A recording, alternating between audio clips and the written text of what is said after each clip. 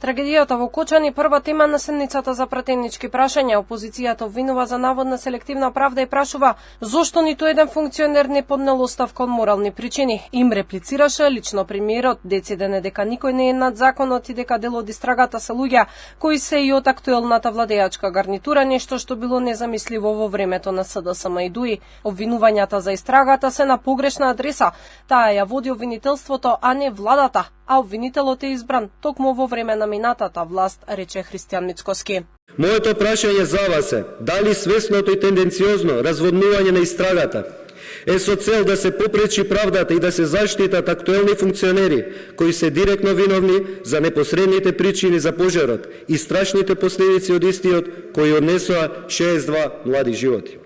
Истрагата ја води јавниот обвинител. Не јас, не владата. Ако јавниот обвинител одлучи дека мене треба да ме приведат, еве тука министерот за внатрешни работи, нека ме приведат, одма истиот момент.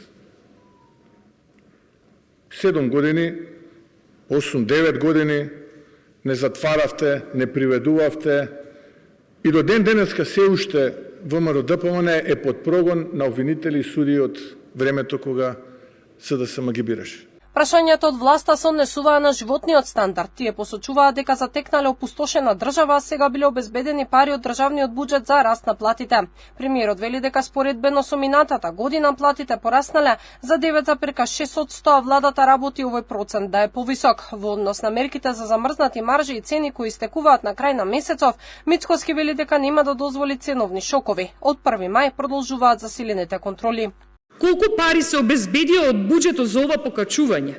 И дали се има во план ова покачување да продолжи? Наш главен приоритет е животниот стандард, односно зголемувањето на платите на вработените во образованието, во здравството и во останатите сектори.